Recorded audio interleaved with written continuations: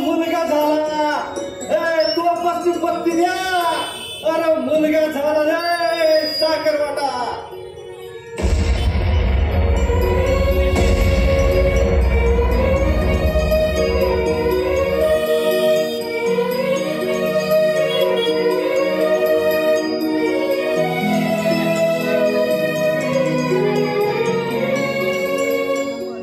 महाराष्ट्राच्या अंधाऱ्या क्षितिजावर शिवछत्रपतींच्या रूपाने तळपता सूर्य उगवला.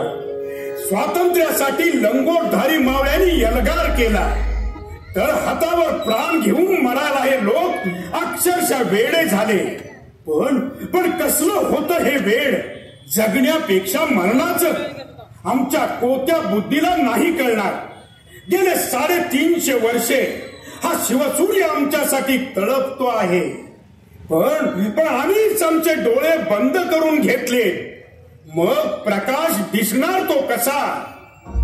आणि तो जर दिसला असता तर शिवसमाधी भोवती काटेरी जाळी वाढली नसती आणि महात्मा ज्योतिराव फुलेंसारख्या महामानवाला ही भीषण काळ रात्र अनुभवायला आली नसती.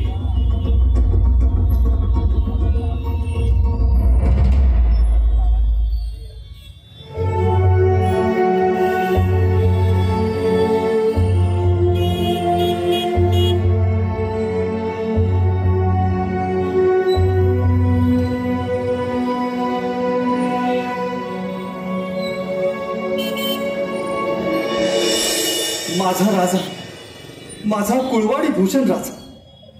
अरे ज्यांनी महाराष्ट्राला स्वातंत्र्याचा सूर्य दाखवला, ज्यांनी 4 पातशाहींना मांडी खाली दाबून मराठेशाहीचा झेंडा फडकवला, त्या माझ्या राजाच्या समाधीची ही दुरावस्था, त्यांच्या अंगा खांद्यावर काट्याकुट्यांची वस्ती आमच्या नामुष्कीमुळे, आमच्या बेजबाबदारपणामुळे ही झुडपं वाढली आहेत. अरे इतके कसे निरघावलो आम्ही? आणा रे कुणीतरी 4 फुलं आणा.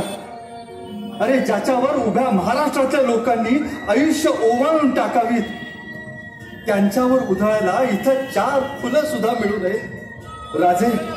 राजे आम्हाला माफ करा. राजे पार विस्मृतीत गेलात आपण. हा रायगड आहे आणि इथं आपली समाधी आहे हेच कुणाला माहिती नाहीये राजे. अरे